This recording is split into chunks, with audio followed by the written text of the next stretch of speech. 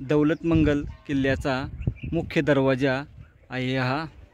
या दरवाज्यातून आपण गडप्रवेश करतो। दौलतमंगल किल्ल्यावर आपण आता आलो आहे।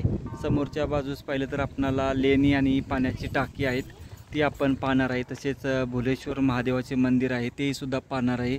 बरेच मोठ्या प्रमाणात अवशेष शिल्लक आहेत गडावर। त्या ठिकाणी पाहिलं तर आपणाला पाण्याची टाकी किंवा लेणी अशी पाहायला भेटतात। ही गडावर प्रवेश करण्याच्या अगोदर आपणाला ही पाहायला भेटतात। आतमध्ये डबल आहे। सुरुवातीलाच आपणाला ही लेणी लागतात छोटेखानी। त्याच्या बाजूला लगेच एक आपणाला असं पाहायला भेटतं। वरती गेल्यानंतर मंदिर आहे। या अशा पायऱ्या आहेत।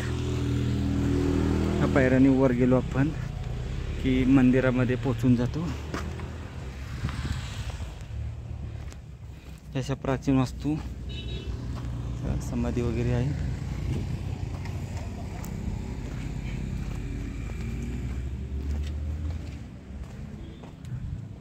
मंदिर बंद आहे, परंतु आपण बाहेरून दर्शन घेऊ मंदिर।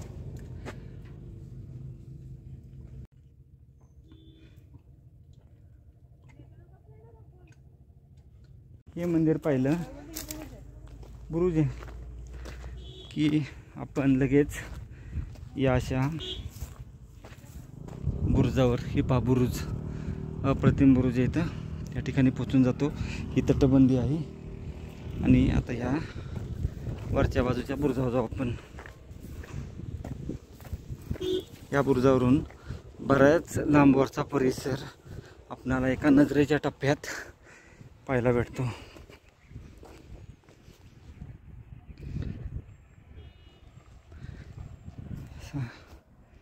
परिसर वरती बुरुज। गाडी या ठिकाणी लावली व आपण गड फेरी सुरुवात केल्यानंतर आपणाला प्रथम तो बुरुज पाहिला तिथला, तसेच ते मंदिर पाहिलं व मंदिर पाहून आल्यानंतर पुढं आपणाला अशी एक लगेच पाण्याची टाकी पाहायला भेटतात। या ठिकाणी पाण्याची टाकी आहे, त्याच्यात पाणी पिण्यायोग्य आहे। मंदिरात व इतर ठिकाणी हे पाणी वापरलं जातं। हे खूप मोठं पाण्याचं टाक आहे। लगेच आपणाला एक इथं अशी दगडी ढोणी पाहायला भेटते। तसेच समोरच्या बाजूस पाहिलं तर त्या ठिकाणी बुरुज आणि तटबंदी वगैरे व्यवस्थित पाहायला भेटते। त्या ठिकाणी सुद्धा बुरुज आहे, तोही पाहू आपण। व हे पाहून आपण आता पोचून गेलो ते या पाण्याच्या ठिकाणी, जे पाण्याचे टाके त्या ठिकाणी पोचून गेलो।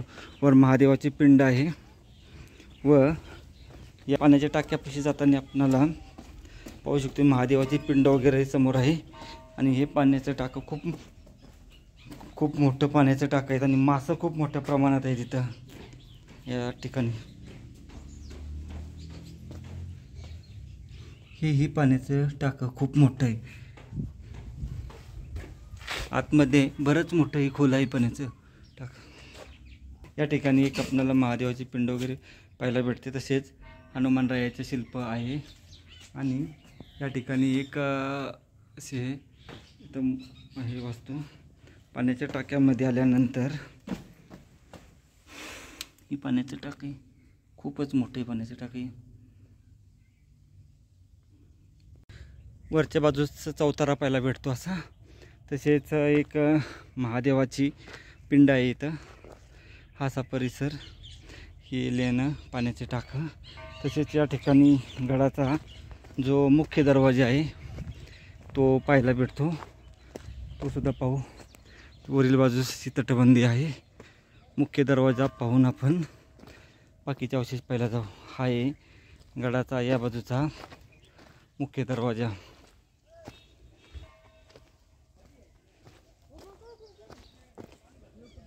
खालून आलेला हा रस्ता आहे व या ठिकाणी हा बुरुज आणि या बुरुजाच्या बाजूला असणारा सुंदरसा हा दरवाजा आणि वरील बाजूस आपला किल्ला आहे। समोरच्या बाजूस पाहिलं या बाजूला तर कोपऱ्यात एक आपणाला बुरुज पाहायला भेटतो। दौलतमंगल किल्ल्याच्या आपण आता या मुख्य दरवाजावर आलो आहे व मुख्य दरवाजातून आपण गडप्रवेश करणार आहे। सुंदर किल्ला आहे, पुणे जिल्ह्यातील पुरंदर तालुक्यामध्ये व माळशिरस या गावामध्ये असणारा किल्ले दौलतमंगल।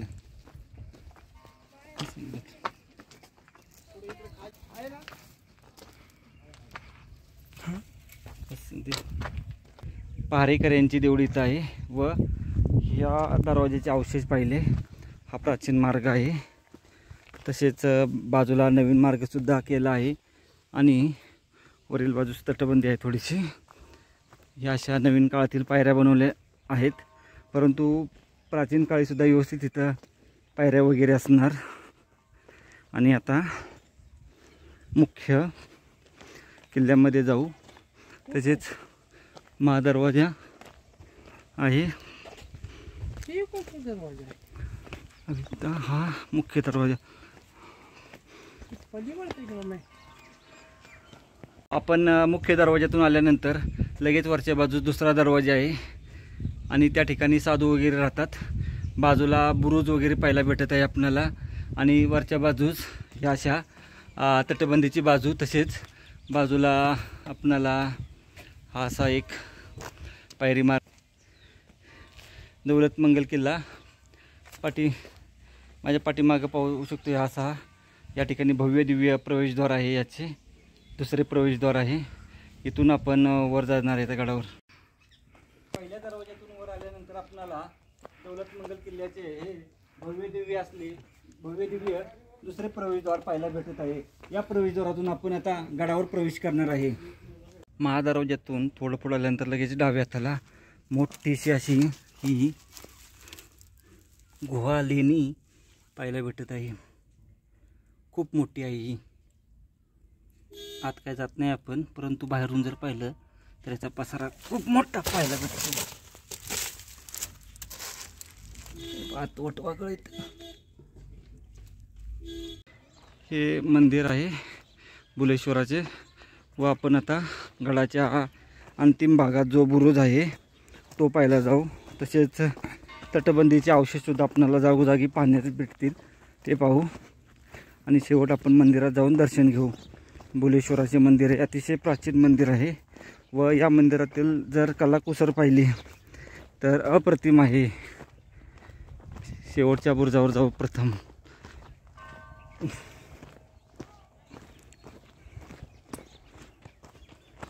जागोजागी बुरुज तटबंदी पाहायला भेटते आपल्याला इथे.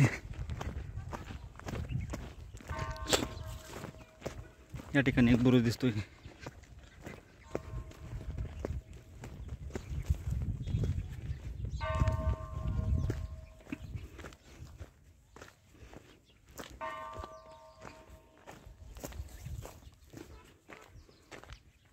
शेवटच्या भागात असणारा बुरुज आहे हा.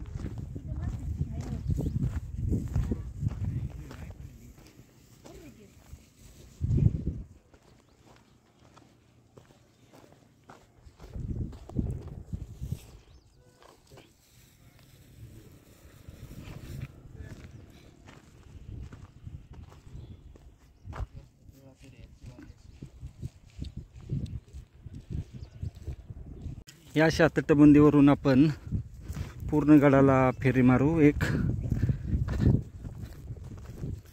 खालचा जर भाग पाहिला यवत दौंड तालुक्याचा विहंगम दृश्य आहे. इथून पाहायला भेटते. ह्या तटबंदीवरून चालत राहू आपण.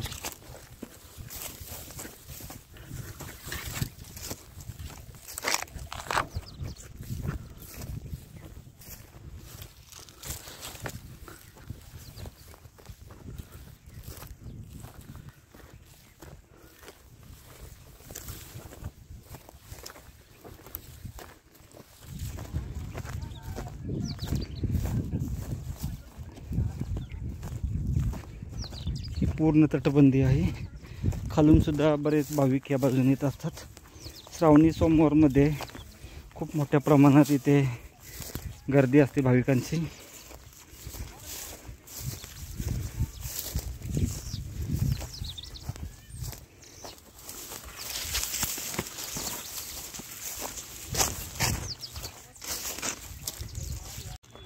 समोर मंदिर आहे आणि या बाजूची आपण तटबंदी पाहिली. या ठिकाणावरून वर जायला आपल्याला व्यवस्थित अशी जागा आहे. गडावर भुलेश्वराचे अतिशय प्राचीन मंदिर आहे. गडफेरी आपण आता केली व आत मंदिरामध्ये जाऊन दर्शन घेऊ व मंदिर परिसर व्यवस्थित पाहून येऊ। गड पाहून झाल्यानंतर गडामध्ये जे भोलेश्वराचे मंदिर आहे त्या ठिकाणी जाताना अशी आपणाला दुकाने पाहायला भेटतात व या ठिकाणी आपण हार प्रसाद घेऊन गडावर जातो व आपण या दौलतमंगल किल्ल्यावरील असलेल्या भोलेश्वर मंदिराकडे जातो। दौलतमंगल किल्ल्यावर असलेल्या भोलेश्वर शिवमंदिरामुळे या जागेचा संबंध थेट पुराणात जोडला जातो।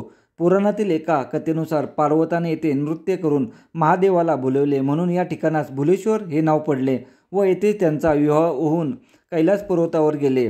12व्या शतकात यादवांनी या ठिकाणी भोलेश्वर मंदिराची उभारणी केली।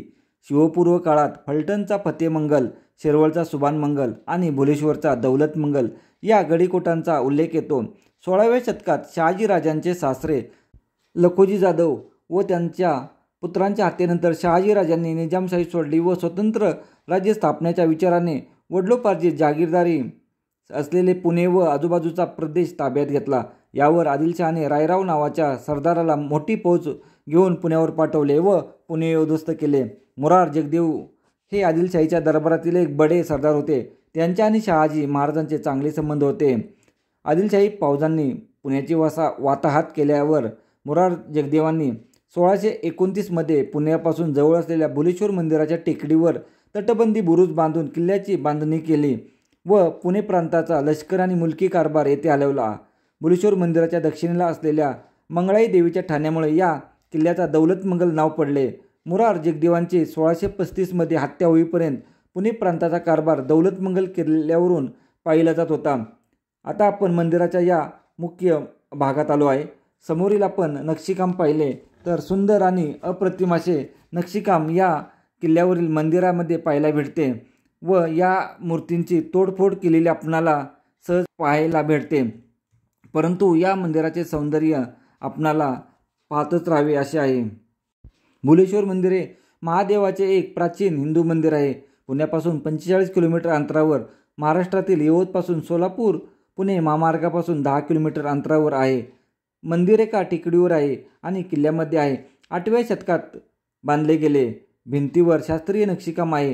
हे मंदिरामध्ये महिला वेशीतील गणेशाची मूर्ती आहे। ती गणेशवारी किंवा लंबोदरी किंवा गणेशयानी म्हणून लोकप्रिय आहे। गणेशाबरोबरच शिव आणि कार्तिकेयन स्त्री आवृत्ती उपलब्ध आहे। हे मंदिर 12व्या शतकात राजा कृष्णदेवरायाने बांधले असे म्हणतात। मंदिराच्या मूर्तीवर मुघलांनी हल्ला करून त्यांची विटंबना केली। अर्धकुला मंडप, अंतराळ आणि गर्भगृह असा या मंदिराचा तलविन्यास आहे। या मंदिरासमोर नंदी मंडपी आहे। गर्भगृहाच्या बाह्य भिंतीवर 5 देवकोष्ठे तर अंतराळात बाह्य भिंतीवर 2 देवकोष्ठे आहेत। अर्धखुल्या मंडपाच्या खालील स्तरावर सिंह आणि हत्ती व वरच्या स्तरावर पुराणकथामधील दृश्य कोरले आहेत। मंदिराच्या आवाराभोवती असलेल्या भिंतीला 16 देवकुळिका आहेत। मंदिराची वास्तुशैली दक्षिणेकडील होयसळ मंदिराप्रमाणे आयताकृती व पाकळ्या सदृश आहे। मंदिर हेमाडपंथी मंदिराच्या तुलनेत या मंदिरातील शिल्परचना अधिक उच्च प्रतीची आहे। पूर्वाभिमुख असलेल्या या मंदिराच्या बाहेरील प्रकाराची रचना व उत्तरेकडील जैन मंदिराच्या धर्तीवर आहे। शिवमंदिरास भोलेश्वर महादेव किंवा यवतेश्वर म्हणतात। पुरंदर तालुक्यातील माळशिरस या गावात हे एका टेकडीवर मंदिर आहे व किल्ला आपणाला पाहायला भेटतो। मंदिराची मूळ बांधणी 13व्या शतकातील आहे व 18व्या शतकात मराठा शैलीतील सुद्धा आपणाला पाहायला भेटते। पूर्वी मूळ मंदिरास अतिभव्य प्रकार होता। नंदीचा मंडप स्वतंत्र होता। 18व्या शतकात झालेल्या जीर्णोद्धारानंतर हे मंदिर एका छत्राखाली आले। मंदिराचा गाभारा जर पाहिला तर आपणाला खोल असून गर्भगृहासमोर उंच काळ्या दगडातील कोरीव काम केलेला नंदी आहे। नंदीच्या उजव्या बाजूचे एक ओटा असून त्यावर कासवावर बसलेला नंदी असावा। हल्ली त्याचे फक्त डोके शिल्लक असल्यामुळे हा प्राणी निश्चित कोणता आहे हे आपल्याला कळत नाही। गर्भगृहातील शिवलिंगाच्या संगमरवरी बाणावर पितळी मुखवटा बसवलेला आहे। बाण काढल्यानंतर खाली आत 3 मुख्य लिंगे 3 कोपऱ्यात उंचवट्यावर स्वरूपात असून ती ब्रह्मा विष्णू आणि महेशांची प्रतीक आहेत। पिंडीच्या खाली असलेल्या खोलगट भागात नैसर्गिकरित्या पाणी पाझरत असते। अन्य शिवमंदिरापेक्षा येथे अनेक वैशिष्ट्ये आढळतात। कीर्तिमुखे उंबरठ्याच्या मध्यभागी न काढता दोन्ही अंगास कोरली आहेत. गाभाऱ्याच्या गणेशपट्टीवर गणपतीचे चित्रे असले तरी देवळाभोवती असणाऱ्या दक्षिणाभिमुख पट्ट्यावर गणेशाऐवजी भैरवाचे शिल्प कोरले आहे. ओवऱ्या व दगडात कोरलेल्या खिडक्या यांची एका आड एक मांडणी केली आहे. या मंदिरात मोठ्या प्रमाणात मानवी व देवतांची शिल्पे आहेत. देवळाभोवती असलेल्या ओवऱ्यांमध्ये अनेक देवतांच्या मूर्ती असून काही ओवऱ्या रिकाम्या आहेत. मुख्य सभामंडपाच्या भोवती असलेल्या अर्ध भिंतीवर युद्धप्रसंग, सिंह, हत्ती इत्यादी प्राणी व रामायण महाभारतातील प्रसंग कोरलेले आहेत. महाभारतातील प्रसंग भारतातील इतर मंदिरापेक्षा येथे जास्त ठसठशीत व रेखीव आहेत. द्रौपदी स्वयंवर, शरपंजरी, भीष्म, हत्तीला आकाशात फेकणारा भीम ही कथाशिल्पे येथे अधिक जिवंत वाटतात. मातृका देवी, गणपती, विष्णूचे अवतार, योद्धे, पक्षी इत्यादी विविध प्रकारची शिल्पांकनं मंदिरात आढळतात. आपणाला कुंभ, कमळ, कीर्तिमुख, मकर, पाने, फुले, वेलबट्ट्या ही शुभचिन्हे मंदिराच्या सुशोभनात वापरलेली आहेत. येथील दर्पणधारी स्त्रीमूर्ती शिल्पकलेचा नमुना आहे. दक्षिण दरवाजावर असलेल्या भरत शत्रुघ्नाच्या डाव्या बाजूस 2 चौघडावाले उंट दाखवलेले आहेत. दक्षिणेकडील मंदिरात उंटाचे शिल्प क्वचितच आढळते. माळव्यात प्रचलित असलेल्या भूमिज उपशैलीचा प्रभाव येथील काही शिल्पांवर ठळकरित्या आढळतो. यादव साम्राज्याची इतिश्री झाल्यानंतर यवनांकडून महाराष्ट्रातील अनेक मंदिरांची शिल्पांची नासधूस झाली. भुलेश्वर मंदिरातील शिल्पांचे या काळात अतोनात नुकसान झाले. इतके असूनही या मंदिरातील शिल्लक राहिलेल्या शिल्पांमुळे येथील सौंदर्य अजून टिकून आहे. मंदिराच्या गाभाऱ्याच्या बाहेरील बाजूस व 3 सप्तमातृकांच्या समूहात गणेशाचे स्त्री रूपातील दुर्मिळ शिल्प आहे. वेरूळच्या कैलास लेण्यात या प्रकारचे शिल्प आढळते. प्राचीन वाङ्मयात व स्कंदपुराणाच्या काशीखंडात 64 योगिनींच्या यादीत या गणेशाचा वैनायकी असा केलेला उल्लेख आढळतो. गडाच्या या जो मेन रस्ता आहे त्याच्या साईडला जो बुरुज आहे त्याच्या आतमध्ये आल्यानंतर ही खूप मोठी लांबपर्यंत तटबंदी आपणाला पाहायला भेटत आहे. अप्रतिम तटबंदी आहे. आजसुद्धा ही व्यवस्थित आपणाला अशी पाहायला भेटत आहे. लांबपर्यंत ही तटबंदी आहे व या ठिकाणी असा एक बुरुज आहे. गडावर जाताना आपणाला या ठिकाणी गडाची व्यवस्थित अशी माहिती देण्यात आली आहे. जरूर थांबून ही माहिती वाचा व त्याप्रमाणे इथे समजून घ्या. गडाच्या पायथ्याला ही एक ऐतिहासिक वस्तू इथे पाहायला भेटते आपल्याला.